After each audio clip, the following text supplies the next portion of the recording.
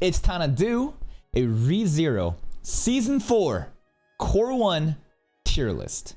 I think that it's a great opportunity to do tier list for like how I perceive each character, how fun they are, how I don't know, how I'm gonna rate them for shows that actually people actually care about. I think that we should do a Classroom of the Elite one as well, but for sure, let's do Season 4, Part 1. Now, shoutouts to community member. I pinged the Discord and said, please compile a tier list for Season 4. For the Avatar tier list, bro, so many people came out and did it. But for ReZero, fuck. Only one person did it, you lazy fucks. And this is from Ketchup. His name is Ketchup in Discord. Shoutouts to Ketchup. I guess if you go down here, you can see his name here too. KMX. All right. The ratings are as follows. It's usually the same with my tier list stuff, right? We got trash, mid slash who for characters that just like genuinely who the fuck are you? Good, great, and peak. First up, T-Phone's dead. Was he a good dad? This dude invited his daughter at every execution, right? This dude, every execution, and put her in the front row seat. Like, this is fucking Disney World. Like, where the dolphins are, like, fucking, you know, dancing and stuff. You know, and they're doing, and then the big splash happens, and in the front row, VIP members gets that splash, and you're like, oh my god! But instead of the water and fun times, it's actually blood of the sinners. How do you guys feel about T-Phone's dad? Honestly, I think he was a good dad. Let me hear me out.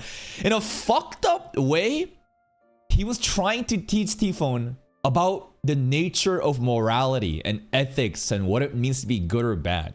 And of course, he's an executioner. That's the life that he was born into. And I guess that's the way that he wanted his daughter to perhaps see too. But aside from that, the way that he handled T-Phone is like, you know, she broke shit. And then instead of him getting mad, what'd he say? You actually admitted your mistake. And that is actually like respectable. Good job, T-Phone. But that's like the moment where T-Phone realized, oh, that's when like she awakened. In a really fucked up weird way, right? I feel like the dad was honestly trying his best. He wasn't trying to like manipulate or like just groom his child into becoming a witch. It's just unfortunate that it happened. I feel bad. I honestly feel bad for the dad, but it is what it is. Let's put T-Phone. This is backstory T-Phone.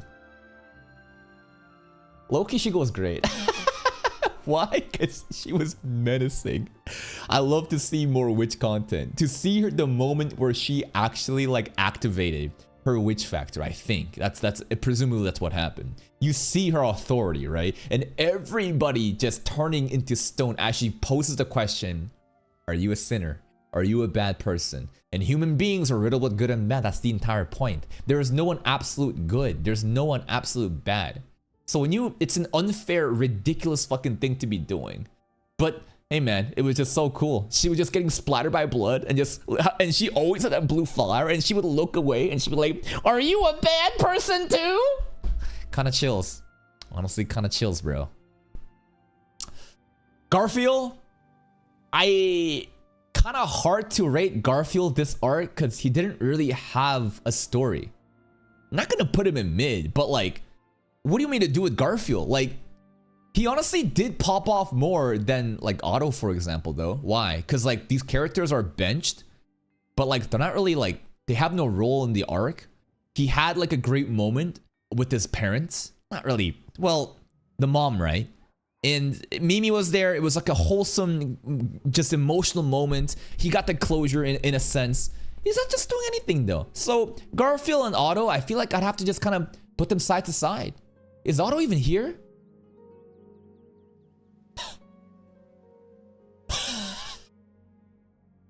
Otto's not even here, bro. Wait, Otto is here, and it's Pandora. Really? All right, we'll put the mom here. We'll put the mom. The mom, we'll put them together. I don't know. We'll just put them together like that, right? Just, I don't know. The mom is just really slow. She lost her memories. And she's really pure and innocent. Naive to a fault, perhaps. She's wholesome. She has that vibe that you want to like take care of her, right? Mom's chilling. All right. The bartender. Okay, the bartender is a who character, bro. Now, this guy did point to... He tipped the bird, right? He was the one that told their party, hey man, like there's like a white bird. Maybe like you should fucking follow it. Didn't he like kind of send that off? Overall, the bartender is literally just an NPC. He kind of just had his one moment. He gave Subaru and Emilia drinks and maybe gave them advice. I don't really have much to say, so it's just kind of a who character, man. The green room spirit. I would actually say... You know what? Upscale. Okay, you need to realize how broken this spirit room is. This is the place that you go after you get your ass fucking beat to fucking heal up so you can try to test again. In a way, the utility and function of this omnipotent spiritual room where it just heals you, kind of insane. Now, it does have a limit of how many people can actually like occupy and get the healing. But still, the more I think about like the usefulness of this place, how tranquil and sanctuary like it exists, I'm gonna put it up there. The door.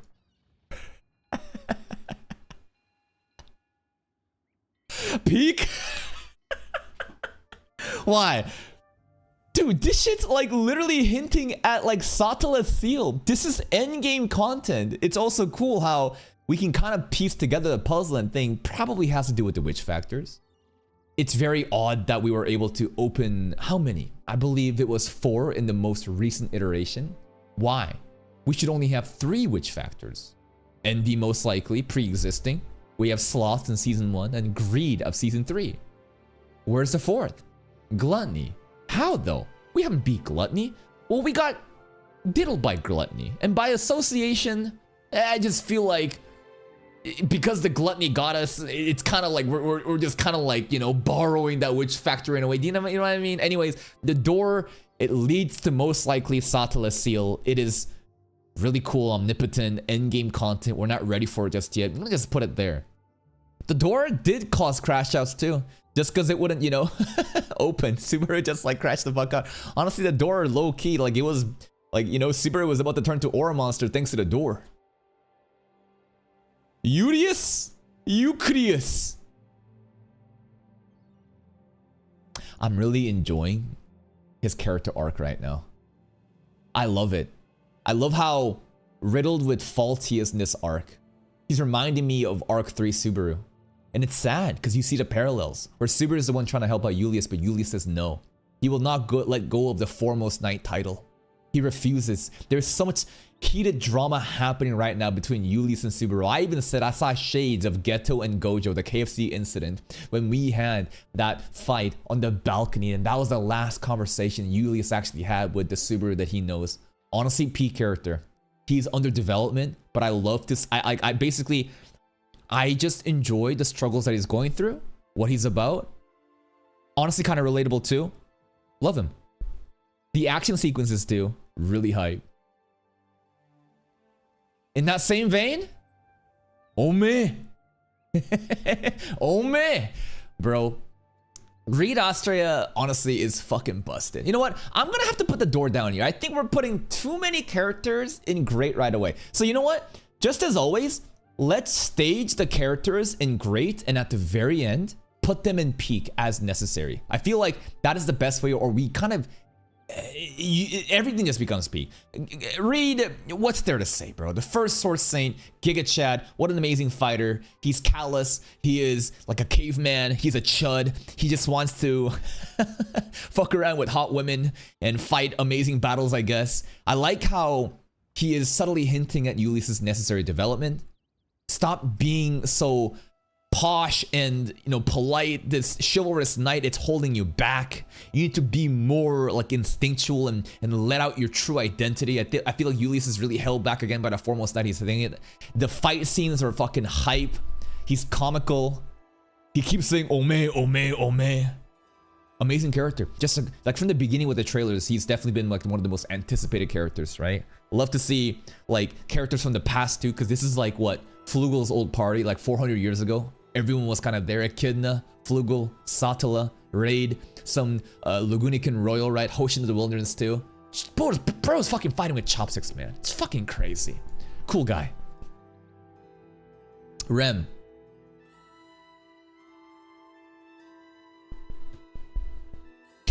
This is a who, bro. This is literally a who right now. How the fuck do you want me to rate Rem? I can't. She hasn't done anything. And the moments that she said something was just most likely Rui, you know, saying try harder next time, hero. Come on, like it's not fair. It's Rem is literally fucking AFK. She's still collecting the voice acting paychecks. Who? The Sandworm.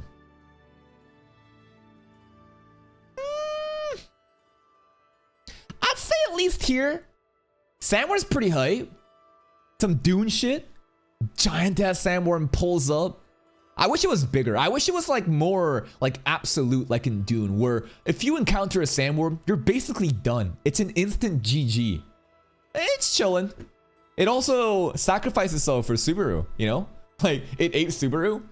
It was trying to, and then Shala was like, you know, defense system. And low-key, I feel like we got kind of lucky there. Like, the Sandworm, if you think about it, aided the Ore Monster, you know, into creation. It's just a headcanon, right? But the Sandworm basically took the hits for Subaru, I think. And then Subaru falls down and all that shit happens. I don't know. Patrash? Yup. Perhaps here, actually. Top of the list. Best girl. From the beginning of season 1, Patrash has been best girl. I just knew there was something different. Season 1 finale, you saw it. Everyone saw it. The tree's falling down, explosion happens. What happens? Patrash immediately goes in to cover Subaru, hurtles up, and takes the hit. Dude, what an amazing character. Also, literally just hit Betelgeuse too, right? Remember that? Just did a drive-by. Also, drive-by Garfield. That's season 2 content. I'm just trying to remind you the greatness of Patrash. In season 3, Patrash is straight up there, no matter what, just absolute loyalty. And Subaru like realizes, damn, you really are the greatest. And even this new Subaru is like, you know what? I would love to just live in peace with Patrash, away from everyone else. That would be my happiness. In that same vein, I think Shala has to go up there too. Now Shala, I probably place here. Not gonna lie, Shala was a character that was kind of, I didn't really like her in the beginning. Most people just sees the titties and they're like, oh my god, peak character. I mean, if you're like a horny 17-year-old kid and you're a virgin and you get no bitches, I guess, you know, any bit of fan service just gets you immediately glazing. Like, what are you really beyond that? She's the keeper of the watchtower. She's not an actual sage, you know. She is Flugel's apprentice in a way, but she knows nothing, which is so convenient. Classic topic storytelling. The moment that it started to really click, though, was when Subaru again started to realize like his two closest allies is Shala and Patrash. Just like Patrash, right? There is this almost like absolute love and loyalty to Subaru because of Subaru's affiliation with Flugel. And that moment where Shala, when Subaru was crashing out and depressed and all that, and Shala was there for him, like that was the moment where I was like, oh, now it feels like I finally know you. I finally connect with you. That was a great moment. Her powers are insane. Sexy fan service. Crazy character acting. Great character. Flugel coin. These, okay, the coins. Why is there only 2 coins, bro? If you're gonna put the coins, at least have the fucking Sword Saint coin too. Where's the hero coin? You're half-assing this shit, man. If I were to rate, honestly, I wanted to shit on the hero coin. I would rate probably Volcanica first or Flugel. Honestly, Flugel kind of looks like a Moses here, ready to split the sea. The Volcanica coin, he just like ore farming. The Source Saint coin looks so fucking bad. Like, bro looks like Heinkel or something. He just looks like a, I don't know, it just did not portray the hero in the best way. Let's see. Yosef.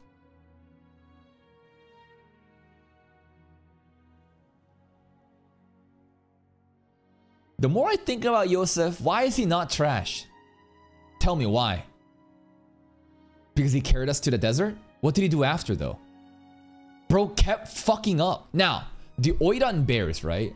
The Oiran bears, natural enemy to Yosef. I get it. It's an instinctual thing. But like, I don't care if it makes sense. I'm just telling you, it pissed me off. Over and over, bro would start crashing out as Melee is just like, kind of fucking makes me mad. Now, maybe we should have like a different tier. Is trash necessary? Sometimes there is a character that's just so completely trash that we put him up there. Honestly, I put them both in mid. I put them both in mid or something, bro. I don't think there's any character that I feel so hate towards that I need to put him in trash. Honestly, I would put Yosef above the Oiran bears. Are they above the coins though? No. No. He's chilling. Ram. I'm conflicted. I'm conflicted. Because I'm a D1 Ram Glazer. I love this character perhaps more than anyone else. Yet this arc is the most insufferable, relentless, unreasonable Ram. And it makes sense. She just doesn't believe Subaru. She's sus of him. She's so gung-ho about saving Rem. She's all aboard that even though she doesn't even know who she is. And Subaru had to remind her like, hey man, this might be your sister, bro. And she locked in. But now that obviously this Subaru is gone and she feels frustrated and she's lashing out. She has some amazing moments. I think that at the very least, she's still a great character. It's just...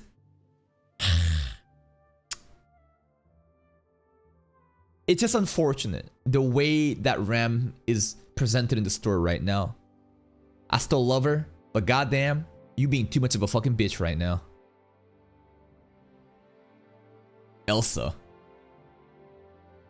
Elsa ain't do shit. Well, Elsa took care of Matey. Let's put Elsa right beside Garfield. You know, for the love of the game, you know, it's the schizo fucking spirit animal thing, Garfield, but this again is the Elsa within the book and the way that she was taking care of Matey and looking out for her. Wholesome sister, wholesome big sister. Is Matey here? Yeah, of course she is. Regular Matey, I'll probably put her here. Put the schizo Matey. I'll probably put her. I don't know. She's fucking. Man, the amount of jump scares that was going on, the amount of teasing, like, holy fucking shit. Matey is popping off in that form. Now, if there was only one Matey in the tier list, I'd probably still put her great, but just because there's like two separate ones, I'll put the sisters together and I'll put one here. The ghost of Matey is now haunting Subaru. It's in his own head, but it is what it is. Now, I still want to believe it was Matey that was pushing us. So in a way, I don't feel guilty. Maybe you were, you know, you did deserve to die like that. And it's funny to imagine that Shala actually ate Matey when she like was hiding, you know, her body for the sake of Subaru. Next up. Beatrice? She's chilling. Beatrice? Above Shala. Biko's lovely. She's a wholesome spirit companion. She's cute. She does her thing. She debuted a new, you know, combo magic, right? EMT. That was cool, right? Just great, solid. She got slapped in the face. She got bitch slapped too for the sake of her content. I feel bad for Biko. She's always still there, just out there, just like looking out for Subaru too. She's again like a very hard loyalist, like kind of like Patras, you know. All right, Capella. Menace. I'll probably put her here. She was just menacing. She turned Matey into a fucking roach just to teach her a lesson, just to like train her, I guess. I don't know. I just feel like it's appropriate to put these all three together. Capella. What's there to say? Emilia.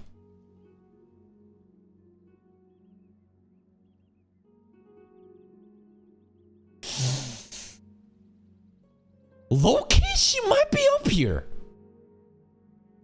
The more I think about Emilia's contributions this arc. First of all, her design this arc, god fucking damn.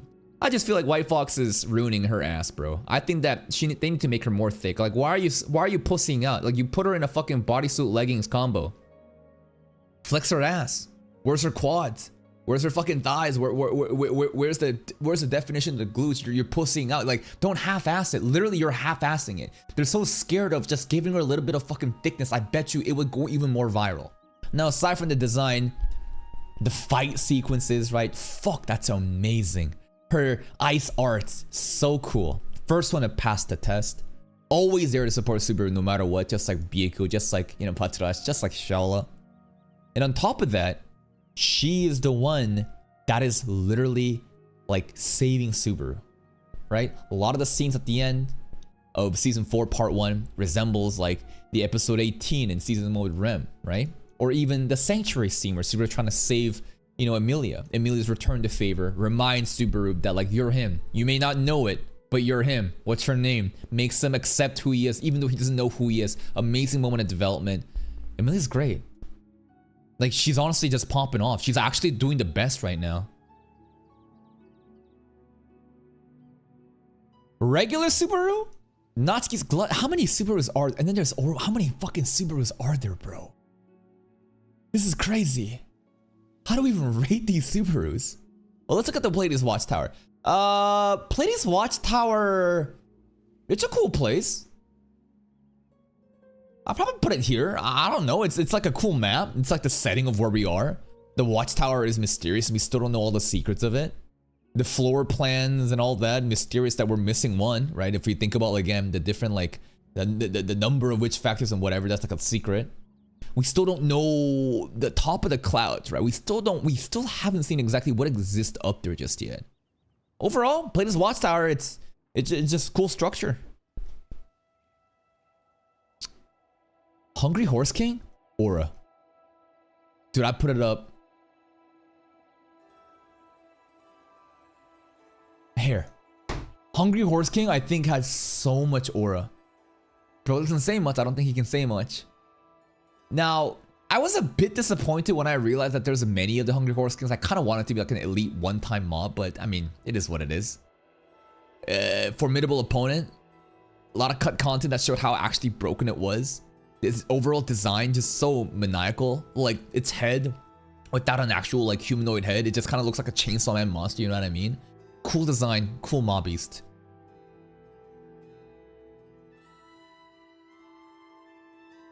Shadow Regulus and Betelgeuse. It was nice to see them around. If I were to rate these two, I would probably put them at least here. Hello, Stinky Cheese. Betelgeuse over Regulus because I love Betelgeuse more than Regulus. Yeah, I think that's fine. They just kind of like pulled up. That was a really cool scene though. Not only am I happy that they're still around, but it's just like, whoa, they're actually around. It was like, what the hell? Like, within Subaru exists the witch factors, and I guess their souls in a way is just kind of harboring within this inner domain that we have known as Shadow Garden.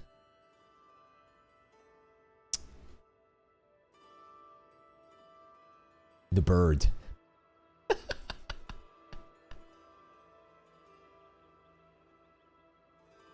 The birds, it's gotta be minimum here.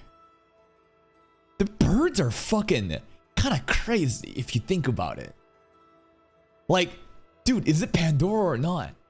Like, it is? It's not? It's weird. There's a lot of cut content that was explained too regarding these birds. Someone is behind these birds. And I think that it's painfully obvious that it has to be Pandora at this point. The bird is masterfully setting up the pieces on the board and creating conflict, right? The whole rooftop scene with Julius, Anastasia, and, you know, Subaru was thanks to the birds. What's going on, man? So mysterious.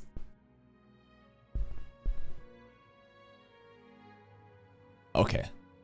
These three immediately, let's just put them in peak. It's just too fucking hype, right? It's actually too fucking hype.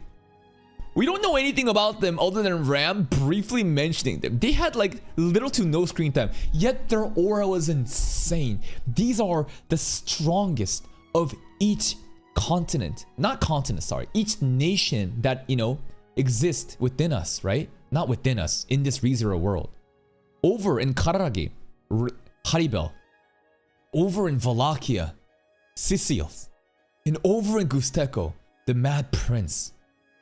In terms of their design, I'd probably rate him like this. The Mad King's design goes hard.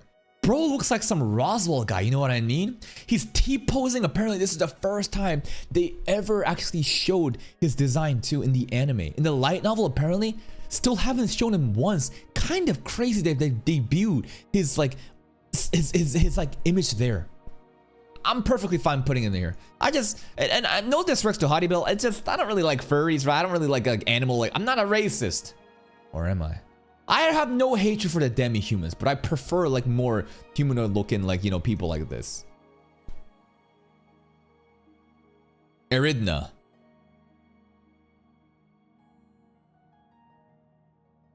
She pisses me off. She actually pisses me off. What can I say? I don't know. This bitch, like, something about it just makes me mad. The backseating and the constant fucking just like doubting Subaru. I get it that she accepted him later, but something about her fucking pisses me off. It's indescribable. It's an irrational hate for this character. Because I guess Anastasia has been taken over and now the spirit's acting all fucking tough and telling like, oh, I want to return the body. I want to return the body. I don't like its attitude. It's weird. It honestly fucking pisses me off. I would rate... Yep. See, I feel bad for Anastasia. You know what I mean? I put her here and I'm going to put the cut off torso here. Why? There's something funny about the cut off torso. It's a fucking meme at this point. Multiple times that body got chopped. 50% discount, 70% discount. Anastasia comes out, starts fucking crying. Poor girl. She didn't ask for any of this shit. Now, fuck Eridna though. I don't know why. If there's a character, honestly, I just want to make use of this category trash. Actually gonna go in there. I don't give a fuck. Be mad if you want. Satala? I mean, what did she really do? She pulled up and she tickled Subaru's balls once more. She was kind of there and she let the conversation happen with Emilia and Subaru, you know, and then she said, fuck it. They might kiss or something. Let's just break the wall, break the ground. It was funny how it did that. Honestly, the more I think about it, I feel like Satala was trying to give Subaru like some peace of mind. You know, it wasn't like a grip in the heart and saying, hey, don't fuck up, don't spoil, but more like, oh, I'm sorry, like, I'm sorry. Like, you're going through so much and I feel bad. It was like that kind of vibe. Satala's chilling. I would probably put her...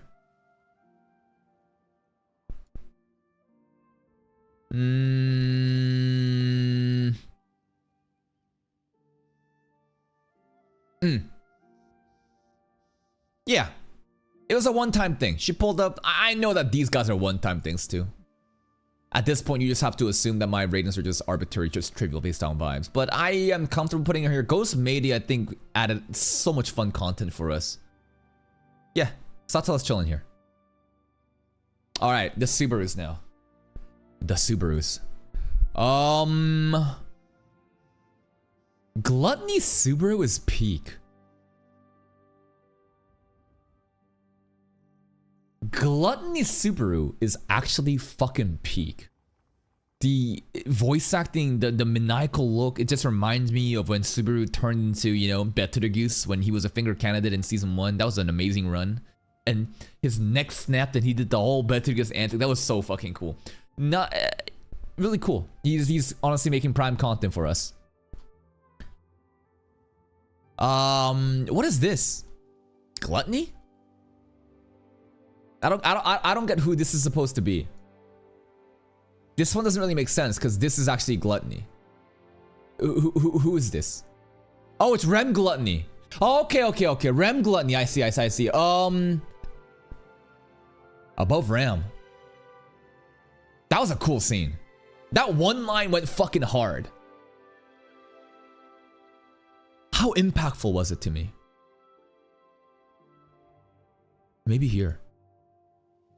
That one line actually went fucking hard. like just pulled up behind and just to that one line. It was kind of like how Roswaal also knew about Return by Death in a way and says, "Don't fuck up next time, Natsuki Subaru." It's like, oh my god, chills. Actually, really cool moment. Regular Subaru and Nubaru. Regular Subaru is chilling.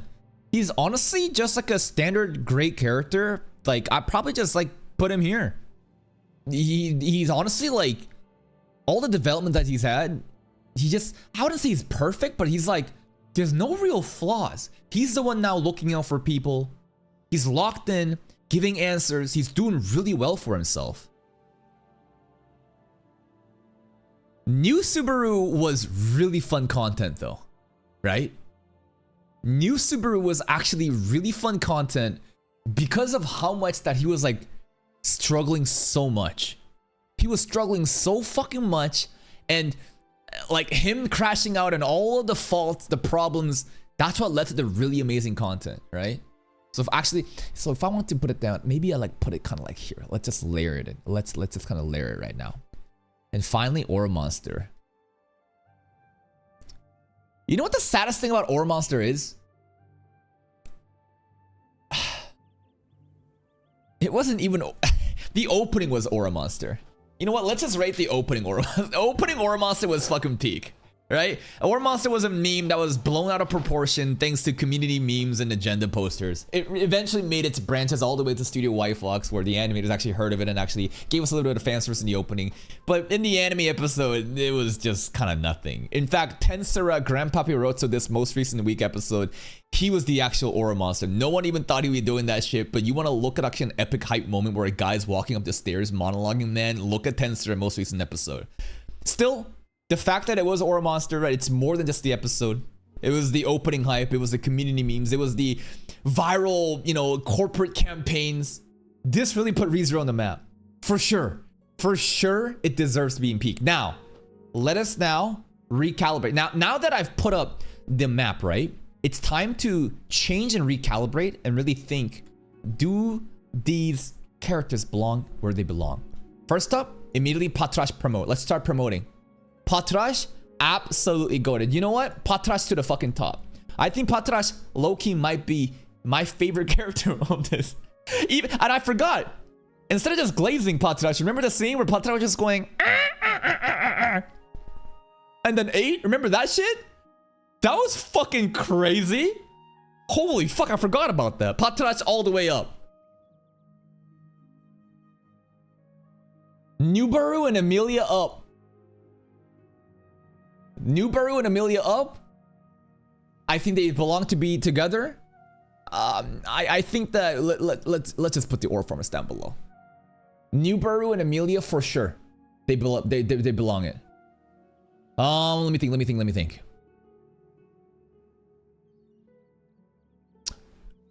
I really enjoyed this version of Natsuki Subaru to Gluttony Subaru. Raid for sure. And Julius? Yeah, I'm down. I think Julius can get promoted. Now, Biko, I might have to gatekeep you. Is there a compelling argument for why Biko has to be up there? Because right now, I feel like this is a pretty standard, just like, this is kind of what I'm feeling. I think that these characters are pretty damn good. The placing is, I think, you know, it's fine. But is there anyone else that deserves to go up? Or perhaps, is there any character that deserves to go down, actually? I think that it's looking fine. Is Ram good where she is? Yeah, honestly, I wanted to put her higher up. Honestly, Ram is still getting an inflated number because of my bias. Byakuya episode 2 crying scene. Don't leave Betty alone.